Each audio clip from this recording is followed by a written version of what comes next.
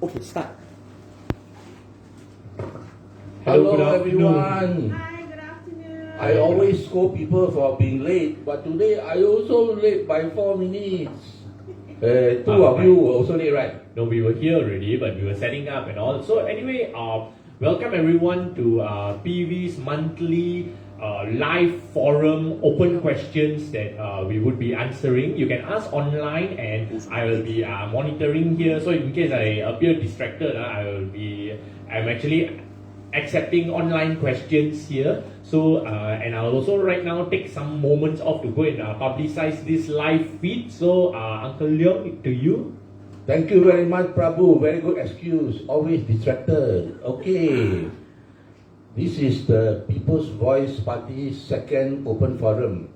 Like Prabhu said, open forum means you can ask anything you want, anything under the sun, okay? And we will probably be able to answer everything, except if you ask something very personal, only apply to you, don't apply to Singapore in general, then apology, maybe we won't be able to help you answer, okay? And also, we try to give the ordinary members of People's Voice Party a chance to have a voice, to say what's in their heart and in their minds. We don't always use the famous people who can speak very well. So today, let me introduce you to Jack. Hi, everyone. And Prabhu, of course, as usual, distracted. I should not, introduce him. Yes. Okay, the first question today is, you know what is the hottest topic in Singapore in the last week or two? Is SERS Ang Mo Kio, the Selective En-Bloc Redevelopment Scheme in Ang Mo Kio. The whole of Singapore is talking. I counted at least 10 over media reports and maybe tens of thousands of comments and shares and reactions and what have you. So let's start off with Jack. Yeah. About that SERS, SER. Okay, my question is that firstly I want to know, I really want to know if, let's say, Hey Jack, why don't you take off your mask? oh yeah, okay. You're so pretty, you put mask for what? Okay. All right. I just want to ask that first thing is that, let's say if you want to purchase a house, okay, don't come to the point that when SERS come in. So when you buy a house, for example, and then the price of the house is this much. And then so because you pay some money for deposit and you have to take a loan from the bank, right or not? So there is an interest there. And that interest shows that at the end of when you complete and how much you actually pay for the house. And then within the years, and then you find that at the moment you reach to a point where you reach 99 years and you have to give up your house. And so can we see how much actually you have paid and how much you have lost and how much you have to pay for more? Because I'm worried, I'm worried for my children. Oh, thank you, Jack. Yeah. I think you made a very important point that already what you pay, you have lost everything at the end of 99 years, all your CPF and cash to the life, and now on block you have to pay some more, and in a sense lose even more money, right? Thank you, Jack. Okay, Prabhu, over to you.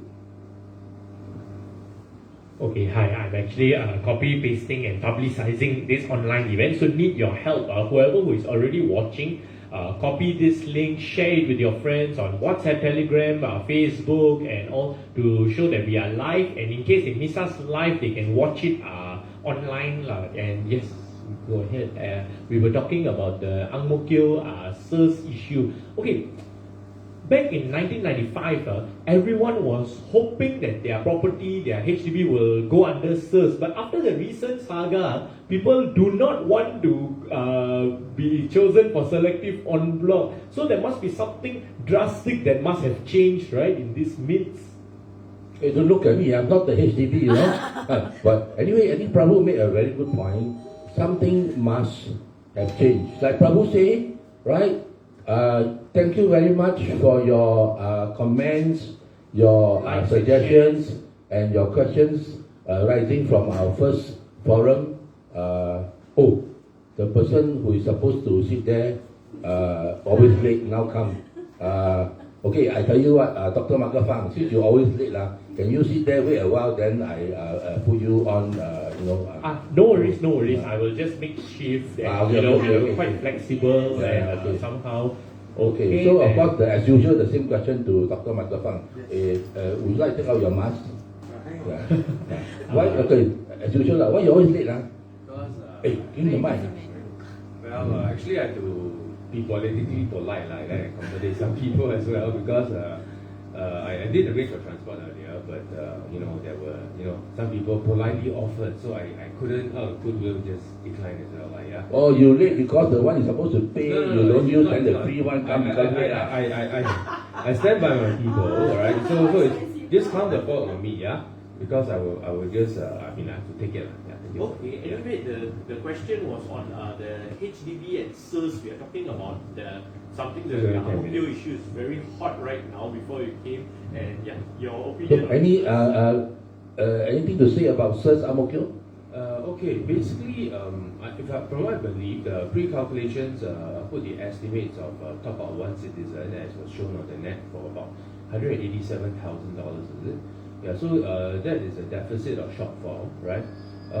So we have to look for SERS principle, the replacement of flats for the elderly, from a certain angle or perspective. So let's start from basic principles first, okay? As usual, okay, so in the very beginning, SERS was a selective and block replacement scheme, and this for flats, right? Basically, that nearing maturity of the 99 years, and people's perception was that it was to replace these flats so that people have a new flat, right? As part of an ongoing replacement program.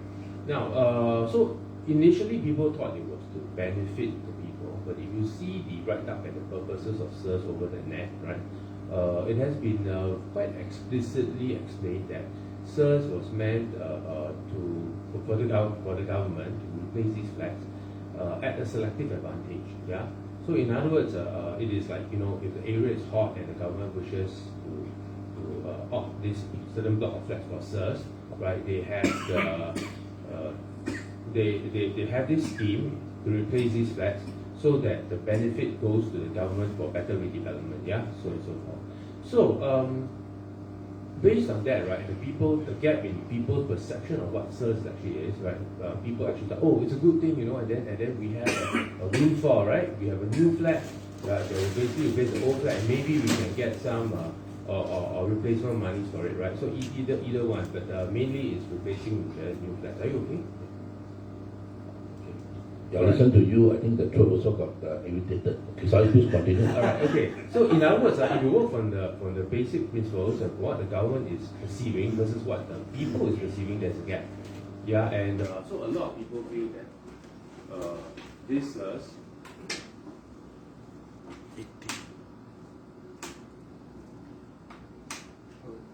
Yeah, sorry, mic went off again. All right. My mic also died. Yeah. Okay. So basically, people the perception is that a lot of people think that this is unfair, and but actually it's stuck to its true narrative, all right, and hence okay, and so this gap in perception result in a lot of misunderstandings, right, and well. Of course, when we want to look from a social perspective for SERS, it's actually what we should do is actually have better communications on this issue, right? And it is actually a lot of people feel it's unfair, right? And not what the government promised, yeah. So now that people are clearer what SERS is about, that it may not be advantageous to actually have it. So do we have a fair scheme to replace these aging flats for the poor who are, for example, you're 80 years old, right? And suddenly you are hit with a 187,000 bill. And do you think the bank will loan you any money for it? That's one thing. So do you think the HDB will loan you any money for it? And not to bear in mind that part of the HDB cost is actually land cost. Yes, land cost. So it's actually not just building costs. There's building costs, there's labor costs, and then there's land costs, right? And of course, there's profits, right? So if we take out even the building and materials cost component, which will be fairer to the elderly, or those people living in more mature estates, right, subjected to SERS, then it would be better if we remove the land cost and we have to ask ourselves, is it actually right to profit from these people? So the land cost and the profit component, both of them has to be calculated, right? And it should not be charged the land cost if you're going to do a SERS. Over the SERS issue, on the net, I also expressed a few things regarding HDB policies, right? PB has a stance that, which I believe, right, if going forward with this SERS, or flat replacement policies, I think we should be only charging the materials cost, right? Which can further be waived. If the person is elderly, unable to pay. It makes sense because they can apply at least to waive it, right? And we find the circumstances are reasonable. We owe a duty of care to the people, not to keep charging everything from healthcare, housing, and retirement funding. This kind of thing. So we need to take care of these and not try to deplete their resources for this. We have a duty of care to ensure that the people of Singapore are able to survive and go past any crisis. So this is what differs us from the PAP.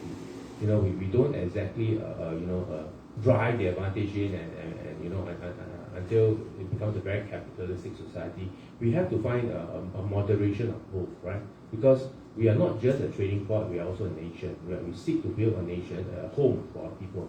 So we must take Singapore back for Singaporeans again, and make this our home again. So rightfully we began nation building, I think all the way from 1965. So that is the principle from which we started. So I believe we will stick to those principles, okay, especially on housing, healthcare, and retirement policies. And last but not least, I further propose that things like the MOP be scrapped, because this would help.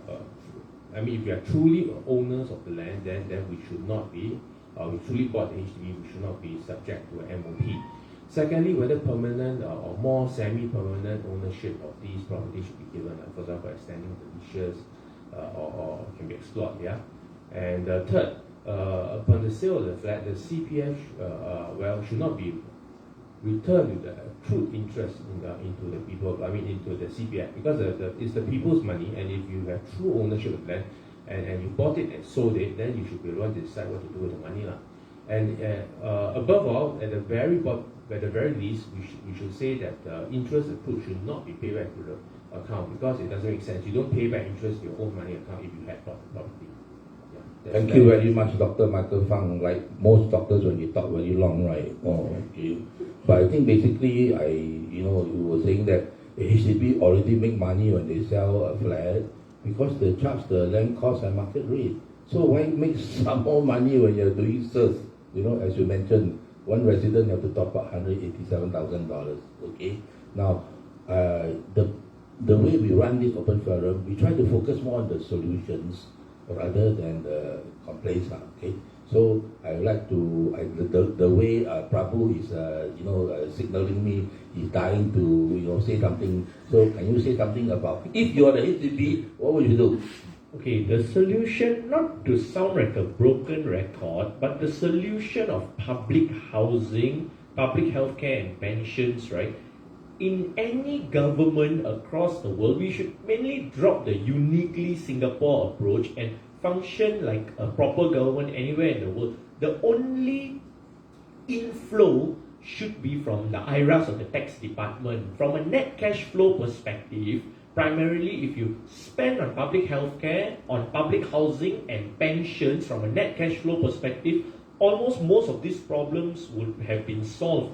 In the past, about HDB, when a flat is sold, HDB forever say they have been losing money, but you have to reconcile the government's accounts from HDB and SLA, because we pay HDB and HDB pays land cost to SLA, so HDB is government, SLA is also government. So from a net cash flow perspective, the government on a whole does not spend on public housing. So if they actually spend on public housing from a net cash flow perspective, this would not be a problem. Back then, for the new flat, you see HDB paying land for SLA. It's not so obvious. But in this SERS, the net cash flow perspective, it becomes glaring and it's hard not to miss.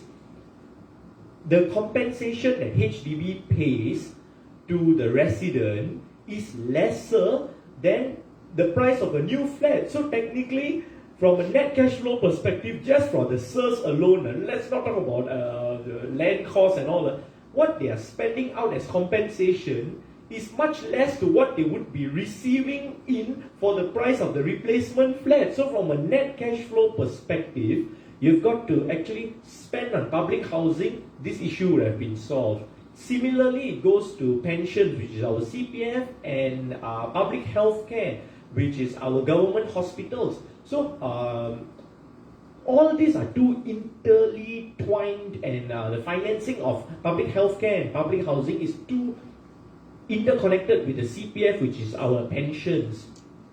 So basically, if you look at public health care, right, from the MediSave, from the MediShield, whatever that goes in there, and on top of that, it's not cash free. You have to out-of-pocket expenses of what each of us pay for our health care.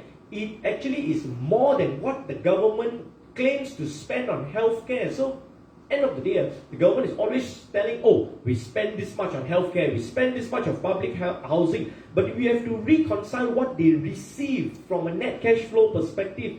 If I'm confident to say, from a net cash flow perspective, we spend on public healthcare, public housing, and pensions, conservatively, 66% of almost all of social and economical problems will be solved, and on the high side, at least 85% of almost of the social, economical, and financial situations would have been solved. Like, the only department that is supposed to collect money is the tax department, and on top of that, in Singapore, not just the tax department, if I'm not mistaken, the net investment returns from Temasek, from GIC, and from the Official Foreign Reserve, MAS, which these three components that makes up the reserves, it does not even justify the GST raise right now. The net investment returns are more than enough to sustain us through this tough period of inflation that is coming in.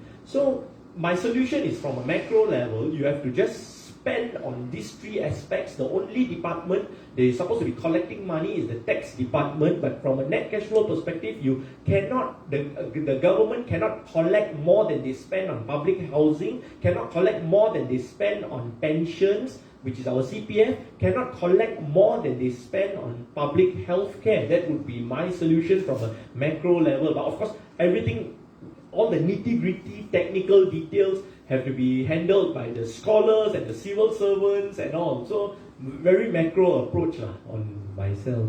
Thank you, Prabhu. I think got to put DR in front of your name, because you talk even longer than Dr. Michael Fang. Okay, so basically, Prabhu is saying that from a cash flow perspective, the inflows exceed the outflows. Yeah. Therefore, in a sense, we're not spending any money on HDB, CPF, or healthcare. And now we hear from the horse's mouth. Why is it horse's mouth? Because Jack stays in HDB all her life, right? It's not like some of the speakers here today stay in landed property one, okay? So Jack, if you are the HDB, so I didn't say you lah. So Jack, I also didn't say you also. So Jack, if you are HDB, what will you do? If I were HDB, okay, I think that I'm a layman, I'm basic, I'm not intellectual. So I go basically this: how much is the land cost? How much is the building cost?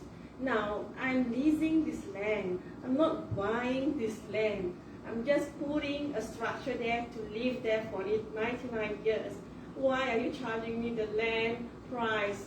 And then after that, when at the end of the 99 years, don't forget, I still have to pay the taxes, property tax. I don't own this land and I'm paying for it. So come on, we got to be more looking as a layman, because I'm not intellectual, I don't know what is this and that, but if I count my money there, I think that 99 years I'm paying my whole life salary, working for my children, all my savings just for that house. At the end of the day, that house is not mine. So what do you feel as a mother? How is your children? How's your grandchildren to live? they have problems. Even their children, probably I have to look after. Now I have to pay another house, look after their children when they have, to cope with life without a job. Do you think they can find a good job? Ask yourself. Well, thank you, Jack. That's why earlier when I said, you come and sit in front, I said, no, cannot. See, the first time you speak is so good, right? Come on, man. Okay, basically, what Jack is asking is this, okay? Dear HDB, all right? Yeah. You do this search exercise. Assuming all the residents accept your proposal and they all take the replacement in the new site, how much money are you making? How much money are you losing? Right, Jack? Okay. And also, you take back the current site, you're going to redevelop it. What are you going to do with it? And can you tell us and estimate what you're going to do with it? How much money you're going to make? How much you're lost in the future? Thank you very much, Jack. I think it's time to move away from SERS Amokyo, because if we don't, then the whole hour today of the open forum will be on nothing but SERS. Right? You hold the mic, you disagree with me, is it? You want to... No, I totally agree. Even though it is very, very hot, the SERS issue, there seems to be other social issues that have been brewing as well. COVID cases going up again, slowly but steadily. Yeah, a lot of other things to talk about. So, yeah. Okay. Next question for the three of you.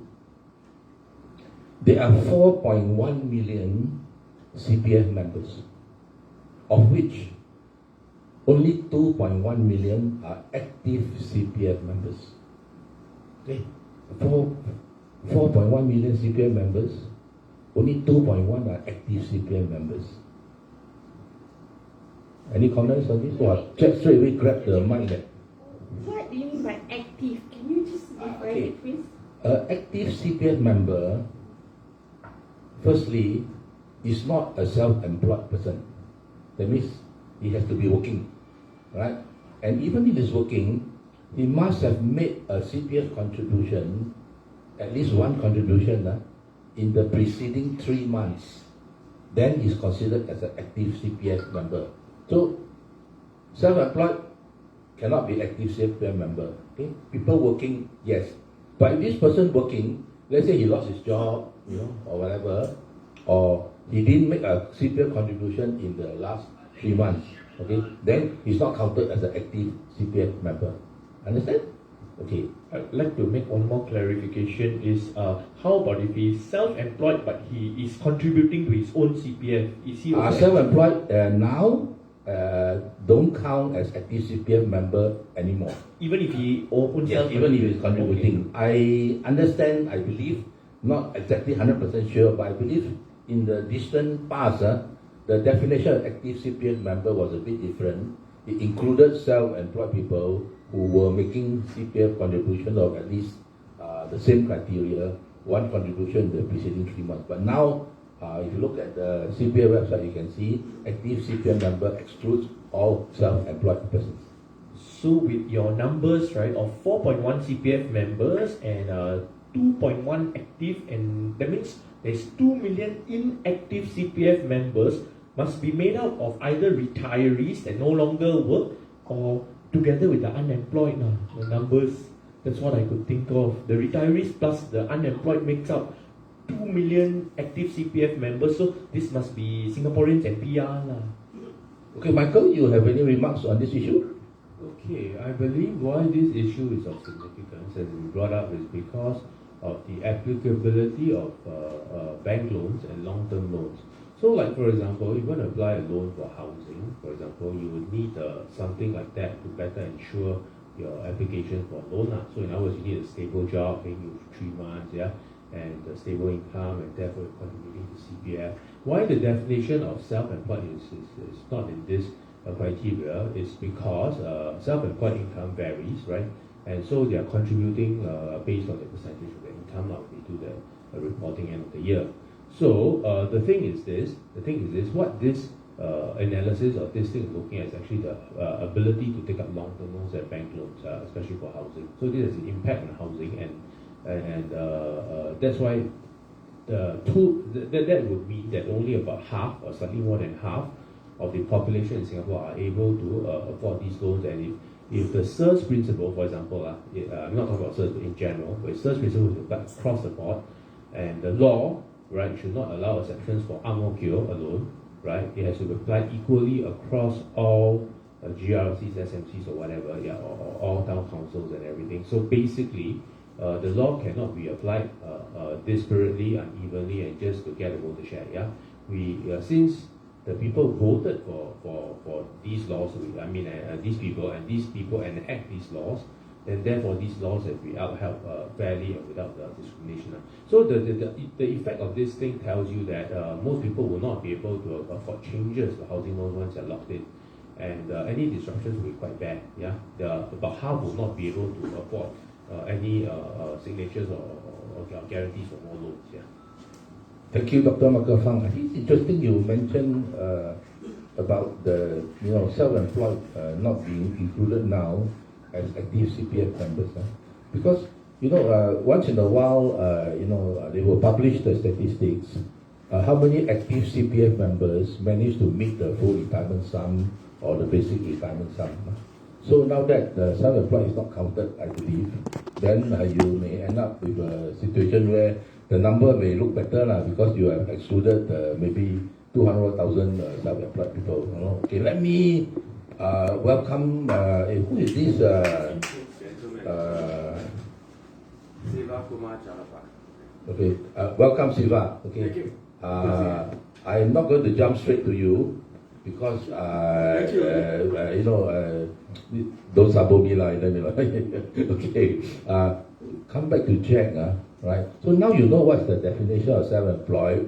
You have heard Prabhu, you have heard Dr. Michael Fang. What are your thoughts on this?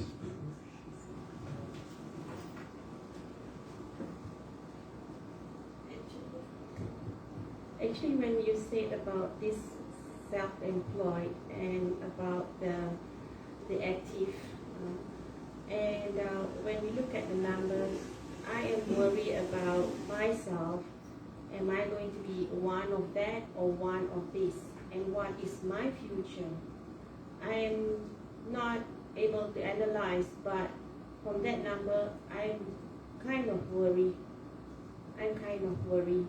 So probably a lot of people like me will not bother about this statistic. But when you bring this out, I think everybody, all of you Singaporeans should know about this statistic, okay? Wow, Jack, very good.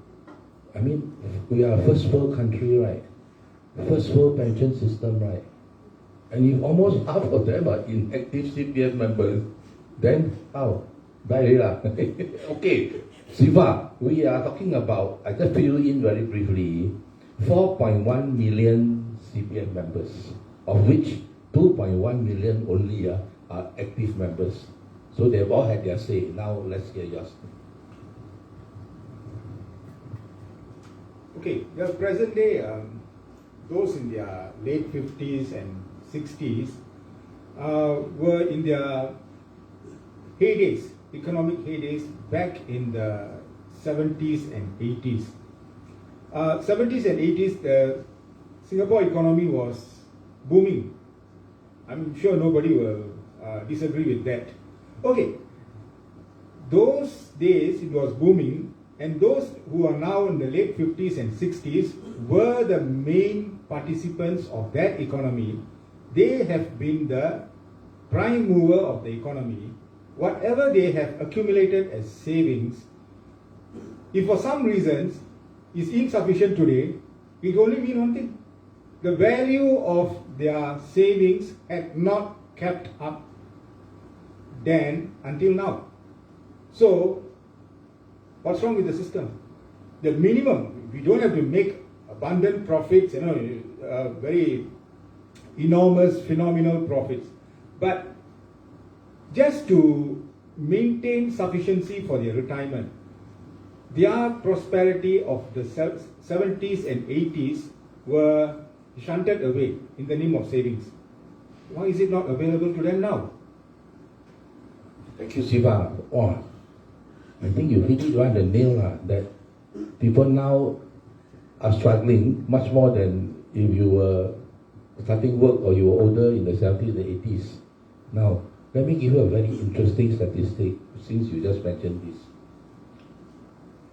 The lowest income households, meaning the first to the 20th percentile of households, the lowest income households. If you take the ratio of household expenditure divided by take-home pay of the household. So what I'm saying, are these lowest 20% of households by income spending more than what they earn every month? Okay, yours truly being the numbers man, let the numbers do the talking. I give it to you. I only analyzed it this morning. I posted on my Facebook. Listen to this, okay? First to 20th percentile by income households, okay? The expenditure exceeds the income by 30. When income, I'm referring to take-home pay, right? Because the statistics that you see is including employer CPF. So I took out that 37% now because you cannot eat your CPF, right? You know, we're talking about net take-home pay, right? Exceed by 38% for those who are living in 1 or 2 room flats. Now, for those living in 3 and 4 room flats, the lowest 20% of households is 41%. The expenditure exceed income by take-home pay by 41%. Can you imagine? Every month you're spending 41% of what you take back, you know. The 5-room one and the executive condo even worse. And listen to this. The expenditure exceed income by 76%. Okay? If you compare the expenditure to the take-home pay of the lowest 20% of households by income. So you are the guy who started this, struggling now.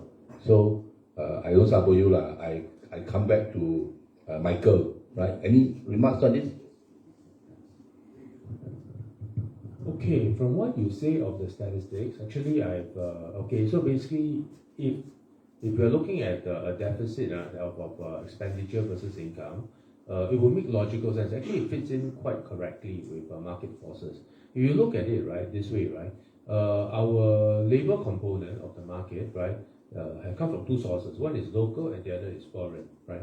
So when the foreign labor becomes excessively available and it's packed at the lower sustainable rate, okay, and basically if in a progressive society where education is more valued, the value of labor, the basal labor and unskilled labor becomes very minimal, and therefore it will approach to how much you can sustain. Are you willing to work for this wage?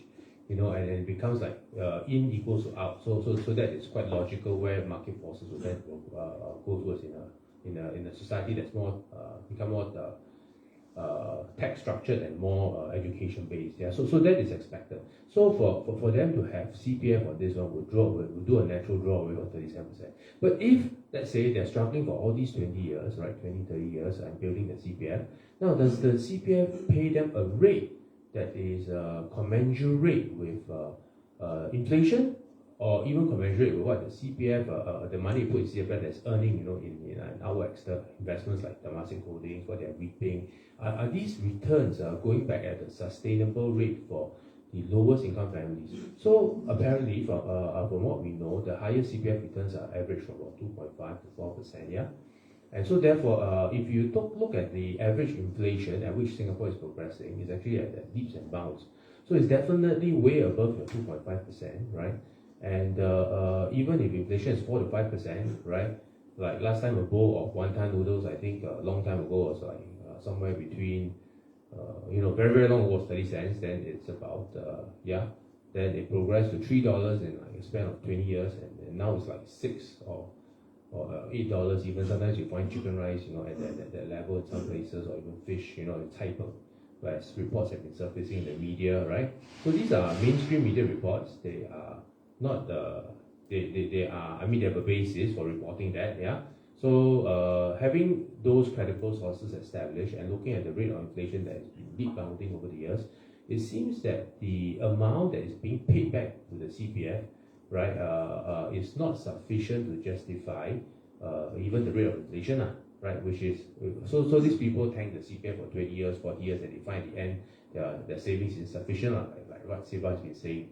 All right, and it gets worse. It gets worse when you go towards the low income, smaller and smaller households, right? So that would suggest that basically the rates of return from CPF is not only insufficient, the poor are getting poorer and the rich are getting richer. The income equality gap is actually widening.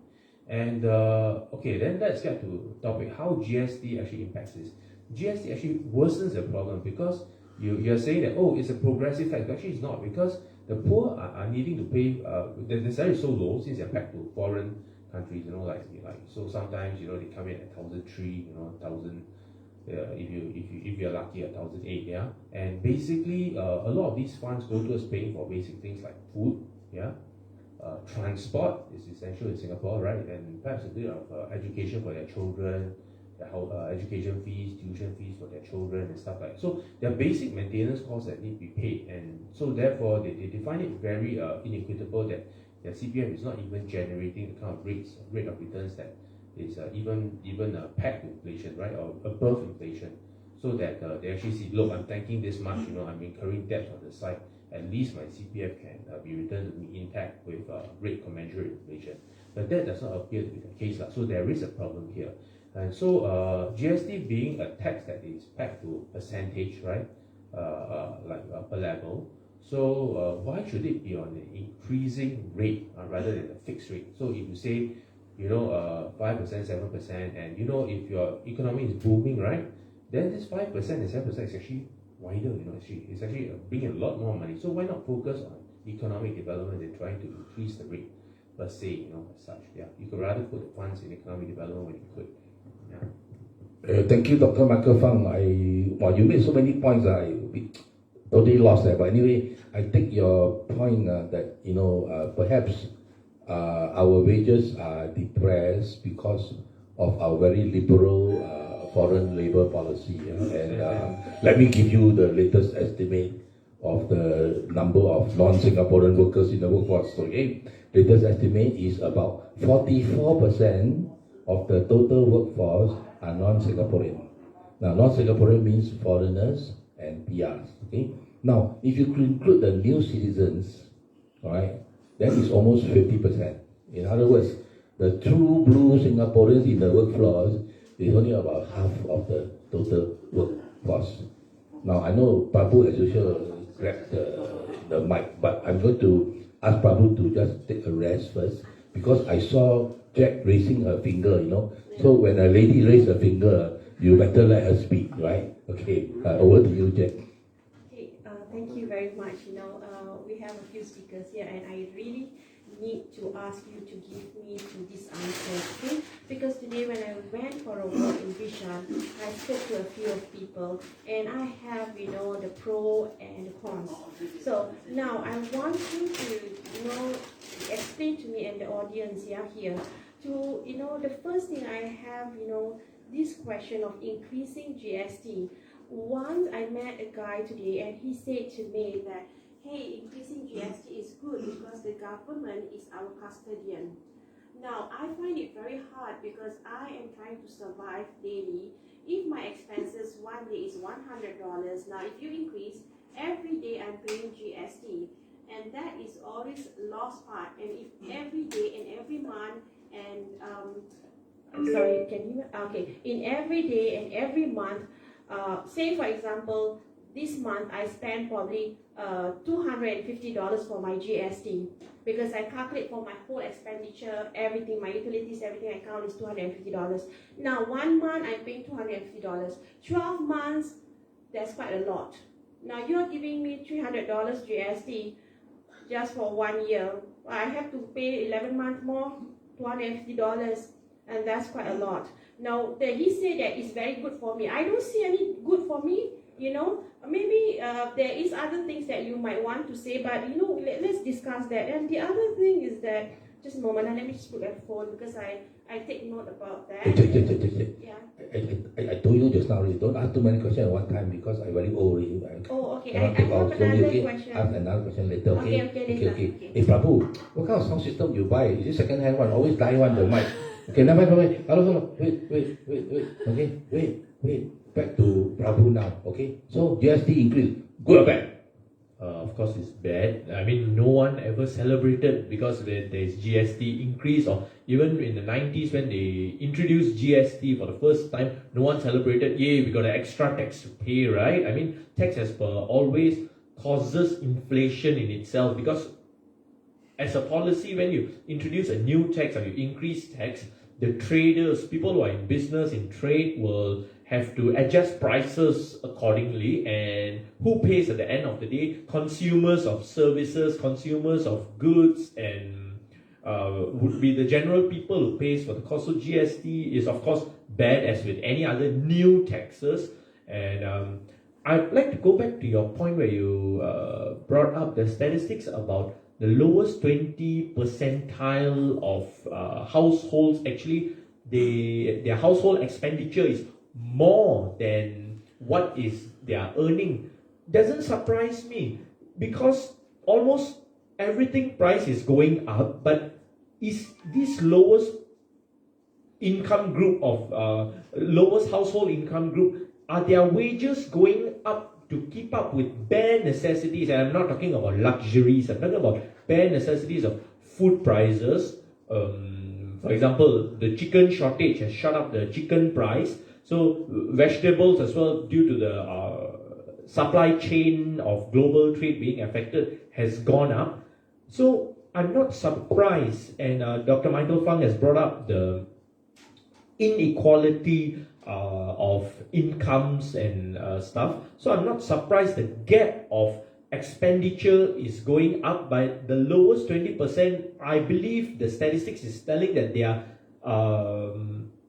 incomes have not kept up, because look, these people are not unemployed. These people are employed, and as such they have an income, but their expenditure is 40% more, or in bigger houses even up to 70% more. Their expenditure is more than their income. This clearly shows that people's income, especially the lowest 20% of income, is not keeping up with inflation or expenses. And the factor of GST was being brought up, and GST adds on to inflation. I mean, we can go and backtrack the data, right? Before GST was introduced, in the 1993-1994, the inflation was not as much as pre-GST. So whenever GST is, there is backtrack data to prove this, whenever there was a 3% GST introduced, following inflation was higher, because traders got to keep up with adjusting of the price to factor in for the new tax. And similarly, when GST was increased from 3% to 5%, the following years the inflation was higher. It's normal, right? And similarly, once again, when GST from 5% went up to 7%, it's the same story. So, of course, GST is not a good thing. Oh, thank you, Prabhu. Okay, I take your point that the increase in wages is not catching up, right? And that's why, the expenditure is much more. Let me give you the latest statistic on this one. The gross monthly income from work, excluding employer CPF, of full-time residents, June 2021, that is the latest official data available, has remained unchanged at $4,000 medium from 2019 to 2021. After adjusting for inflation, in real terms, incomes decreased by about minus 2.7%.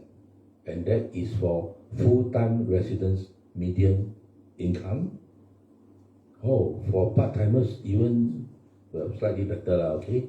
Real part-time workers' pay increased by less than 0.1% per annum last 5 years. Well, very sad, right? You see statistics. Okay?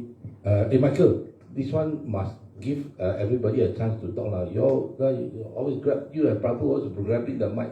Okay, Siva, GST go back. Needless to say, bad. You might want to. Thanks.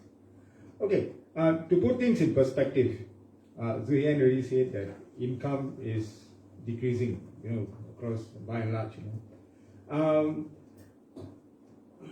If you look at the 9% GST, on the basis of 9% GST, you take 12 months of your salary, total 9% of that. It actually is more than 1 month just for GST. That means 1 year, 1 month pay, more than a month pay goes to the government. I'm assuming, of course, that you belong to the category who earn, and major part of it is spent on necessities and other things. But that is only for the GST. We haven't talked about other factors yet, other form of taxes. There are, I'm sure you know, we haven't talked about that, just for GST. And now we have got increasing cost of living. So with that, further narrows what you are having with you in the end to spend for your own personal needs. Is this necessary? GST at this stage? I hope the relevant authorities could do a bit more study on this and reconsider, please. Thank you. Thank you, Siva. I try to look at the historical statistics. Whenever GST increase, the inflation seems or tends to go up even more. And now inflation already very it's 5.6% for May, right? And Malaysia inflation May only 2.8%, actually exactly half of Singapore's inflation. Okay. Now I'm going to get back to Michael now, because just now you were grabbing the mic, right? Sorry, I have an interesting point to make because I feel this will be relevant to what you're saying. All right. Okay. So basically, what happens when you impose GST? It's not just 9%. It's 9% per level, right? After the goods get imported, at each level, from once you get into the country, for each level, from the primary distributor to the secondary distributor to the even to the wholesaler, to the retailers, and down the chain. So each level, actually, as long as there's goods and services provided, even transport services, it will be up by 9%, or whatever prevailing GST rate there is. So this will mean one or two things. They mean two things. So the first one is that, you have this increase per level, all right, which is substantial. Okay, so the price of goods goes up. So the inflation goes up because this money is being paid to the government. I mean, even the retailers at the end of the day, or the hawkers at the end of the day, they're not getting it. They're essentially just passing on as long as they're GST registered, right? Okay, the second part of this is interesting. Now, think about it. All right, so the prices have gone up. Then you want to give free money, right, to the people to offset this one, right? So now, if I'm a baker, right, I'm selling bread. I have a piece of bread, right, that I need to sell on the market. Let's say our usual price is $2, right? Now, everyone will start to have that $2. Who will the baker sell to? The prices essentially, I of course, as a in the capitalistic market, I'll sell to the highest person. So if let's say the person, everyone has $2 now, and I said, okay, I'll probably increase the price to $4, perhaps then you can actually, because your bread is limited, yeah. So you want to maximize the profits as a capital, as in a capitalistic market, yeah. So the baker will sell it that way. So in other words, I would call it a double inflationary effect. That's probably what you're seeing now. In addition, the price of labor in our market is actually being depressed by a huge influx of foreign labor that maybe we depend on. Okay, so we might have a bit of issue with that, the over importation. We should actually import what we need.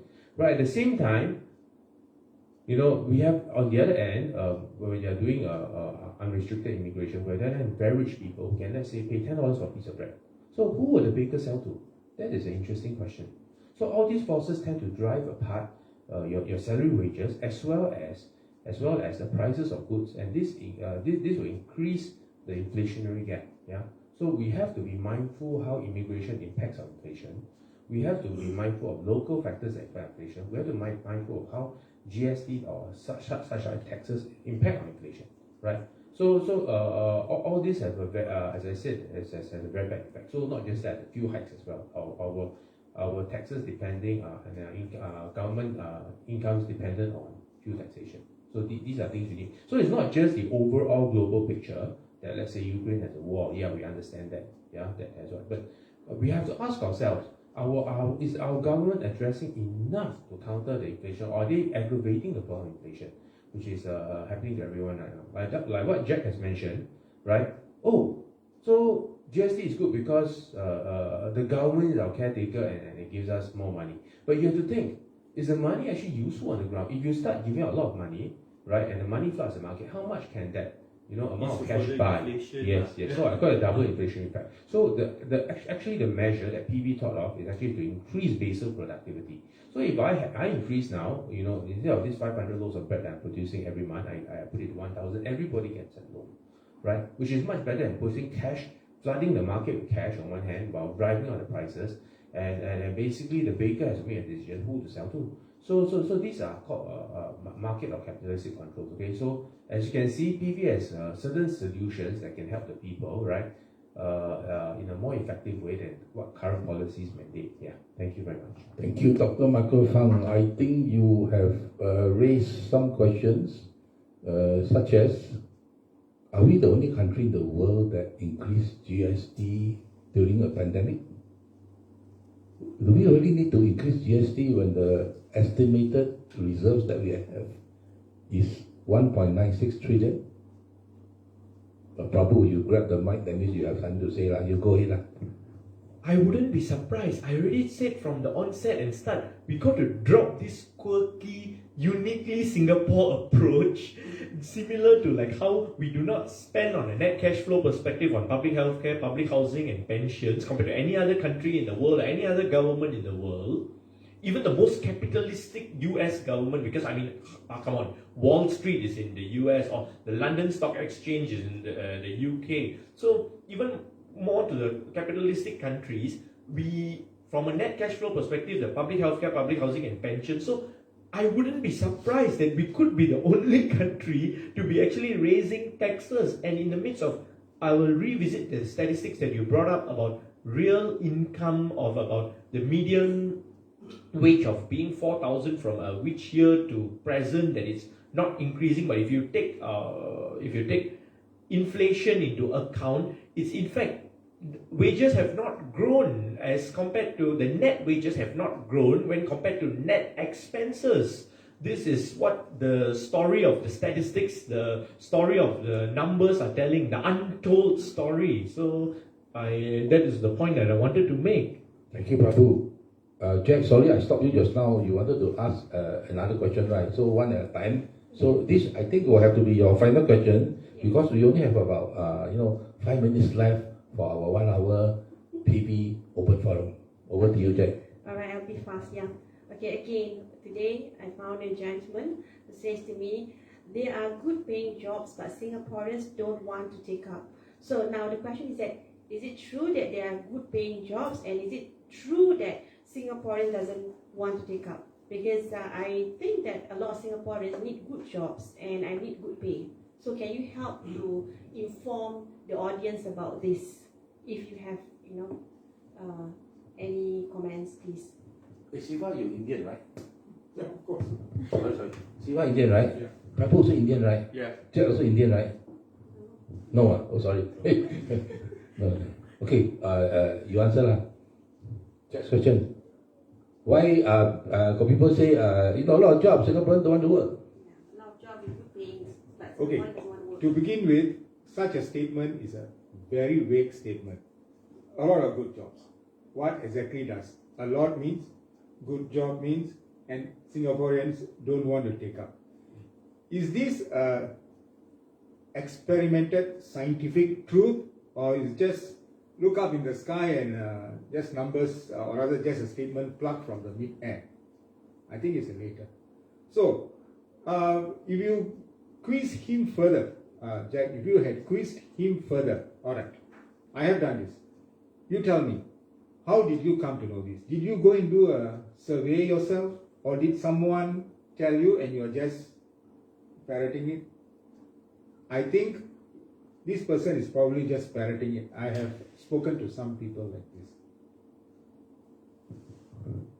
With regards to good paying jobs and Singaporeans not taking up, factually, Singaporeans would take up jobs for survival, alright? And let's not talk about good paying jobs available and they don't take up. Look at close to about 100% of food delivery riders, of Grab drivers, of private hire vehicle drivers, of taxi drivers. It's questionable, is it good paying job? But the ones who are doing it are Singaporeans, and if you see a lot of them, a good sizable portion of them are degree holders or diploma holders who got retrenched or somehow or the other, and they need a job to survive month on month, are delivering food. Is that a good paying job? It's questionable. It's a job nonetheless. It pays, and Singaporeans are doing it. So the whole narrative or notion that, oh, Singaporeans will only do certain jobs and they don't do certain jobs is thrown out of the window. If you walk out on the street, you see a Grab delivery rider or a Deliveroo or Food Panda food delivery rider on bicycles, on motorcycles. You go and speak to them, you would be surprised. A big portion of them are diploma and above. I would not say that Singaporeans only choose a certain job or good paying job that they don't do. That would be my stance. Thank you, Prabhu. Let me give you the statistics. Full-time employed residents, full-time, 8,700 full-time employed residents earn less than $500 a month. 33,700 earn less than $1,000 a month. 124,800 earn less than $1,500 a month. And this is excluding employee CPF, meaning including the employee CPF. So if you less than typical 20%, you're looking at a lot of people, right, earning so little money. How to survive? Over to you, Michael. Okay, regarding this issue, what Prabhu brought up, I believe, okay, some of the things is always, there's always a job market, as well as, matter of supply and demand, right? There's also the matter of job matching, right? Okay, so some people, they're aware of better paying opportunities, better paying conditions, right? I mean, most people will actually go for it. But as such, we have to ask ourselves, okay, so what are the solid numbers behind these statements that we are seeing? Secondly, is there a study done on the HR? Is there HR, for example, the direction which they're pushing or where they're getting their labor? Are there discriminatory practices involved? We've actually heard, quite a number of companies actually on the MOM blacklist for HR discriminatory practices. So the question is, when foreign companies come in, who do they hire? Are there statistics done on this? Are we giving our locals enough opportunity? Are these HR people just, it's easy to get labor from XXX country, so we just go for that, and then, are we going to, hire locals? So this could be a mismatch situation, could be a supply or demand situation, which is why I always, PV has always advocated for 100% of HRs to be in control in Singaporean hands, right? Whether it be the manager or the people to be accountable in HR practices, right? Towards local Singaporeans, because I heard certain big retail companies have closed down over the last 1-2 years because they are employing totally 100% Filipino. So when COVID struck, these people either left or they can't find enough to replace, and the question is, why are they not hiring Singaporeans? Some of these retail companies have survived over, let's say, 1 or 2 world wars. They're quite famous in Singapore, and basically they're closed. So the question is, why are Singaporeans not employed in this situation? So it's back again, that I said, to correct the situation, to give less margin for error. I believe HR matters should be solely in the hands of Singaporeans. Singaporeans should be 100% or close to 100% of HR matters should be decided by Singaporeans, so that we can give our people a chance, right? And basically the information can be spread out there that, oh, look, there are these jobs, right? So we have appropriate job matching situations as well. I mean, people going for 500, whether their retirement or what their wishes are, some of them actually want to better their lives, I suppose. So we need to give them this opportunity. right? From what I see, sometimes they are aware that there are better opportunities out there. Thank you, Dr. Michael Fang. I like your question. Why they not hiring Singaporeans? Let me give you the statistic on this. 2005 to 2020, 15 years. Local PME's job growth, 380,000. PME is professionals, managers and executives. 380,000 local PME's growth in the 15 years from 2005 to 2020. So how many of these 380,000 locals PME job growths, as Michael has asked, went to Singaporeans? Of course, we don't know lah. But here's an interesting statistic. In the same period, the same 15 years, we granted 635,000 new PRs. Now, if 60% of the 635,000 people were in the workforce, then the moment they become PR, the foreign PME becomes a local PME, then it's counted as a local PME job growth. So the $60,000 question is, how many of these 380,000 PME actually went to Singaporeans? Sorry, Prabhu, time's up already, okay? Have to cut already, okay? Yeah. Right. So thank you everyone for participating in today's People Voice Party second open forum. Ordinary People Voice Party members speaking from their hearts and minds. Why ordinary? Because I can see this one, first time you see her face. She was so frightened, when I said, don't worry, first time is okay. So thank you very much. We look forward to seeing you again at this Monday PV Open Forum. The next one will be on 24th July, Sunday, same time, same place, People's Voice Facebook. Right? We were holding this on the last Sunday of every month from 3 to 4 p.m. Unless that Sunday have earthquake or something, then we have to change. Thank you very much. Okay? All right, thank you. Bye.